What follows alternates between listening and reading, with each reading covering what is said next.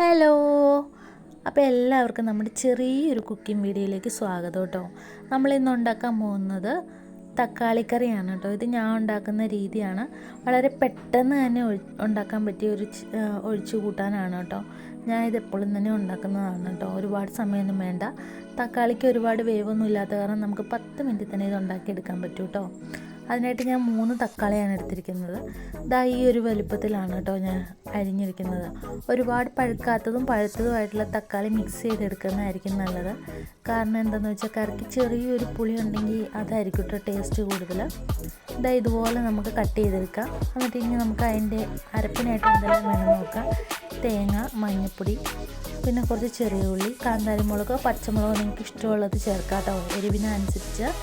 ഇതെല്ലാം കൂടെ കൂട്ടി നമുക്ക് നല്ലപോലെ മിക്സിയിലിട്ട് അരച്ചെടുക്കണം. ഒരുപാട് തരിയൊന്നും ഇല്ലാതെ അരച്ചെടുക്കണം കേട്ടോ. നല്ല ഫൈനായിട്ട് അരച്ചിട്ടാലും നമുക്ക് ആ ചാറിന് ആ ഒരു കൊഴുപ്പ് കിട്ടത്തുള്ളൂ. അപ്പോൾ അത് നമ്മൾ നല്ലപോലെ അരച്ചെടുത്തിട്ടുണ്ട് കേട്ടോ മിക്സിയിലിട്ട്.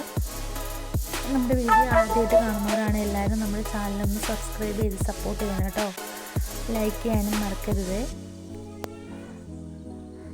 അപ്പം നമ്മുടെ തക്കാളി ഇവിടെ നല്ലപോലെ വെന്തിട്ടുണ്ട് കേട്ടോ. നല്ലപോലെ വെന്തുടയാൻ പാകത്തിനായിട്ടുണ്ട്. ഇനി നമുക്ക് അതിനകത്തേക്ക് നമുക്ക് അരച്ച് വെച്ചിരിക്കുന്ന അരപ്പ് ഒഴിച്ചു കൊടുക്കാം.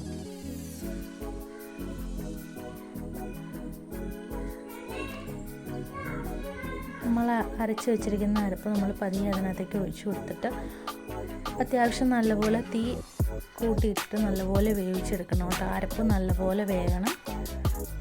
അരപ്പ് നല്ലപോലെ വെന്ത് നല്ല കുറുകി വരണം കേട്ടോ. കറിയൊക്കെ ആയിട്ട് നല്ലപോലെ തിളയ്ക്കണം. അതാണ് കേട്ടോ നമ്മുടെ പാകം. പുളിയില്ലാത്ത തക്കാളിയാണെങ്കിൽ നമുക്കൊരു ചെറിയ കഷ്ണം പുളിയും കൂടി ഇട്ട് കൊടുക്കാം.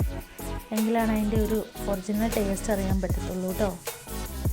ഇതാ ഇത്രേ ഉള്ളൂ. നല്ലപോലെ തിളച്ച് നല്ല കുറുകി വരുമ്പോൾ നമ്മുടെ കറി റെഡിയാവും. നമ്മൾ സാധാരണ കറികൾക്കെല്ലാം കടുക് പൊട്ടിക്കുന്നത് പോലെ ഉള്ളിയും കറിവേപ്പിലയും കടുകെല്ലാം ഇട്ട് നല്ലപോലെ താളിച്ചിട്ട് നമുക്ക് ഈ കറിയിലേക്ക് ഒഴിച്ചു കൊടുക്കാം.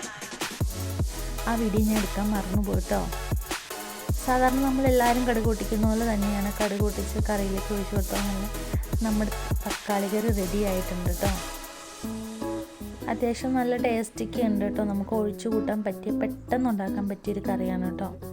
അപ്പോൾ നമ്മുടെ വീഡിയോ ഇഷ്ടമായ എല്ലാവരും നമ്മുടെ ചാനൽ ലൈക്ക്, ഷെയർ, സബ്സ്ക്രൈബും ചെയ്ത് സപ്പോർട്ട് ചെയ്യണേ. Bye bye.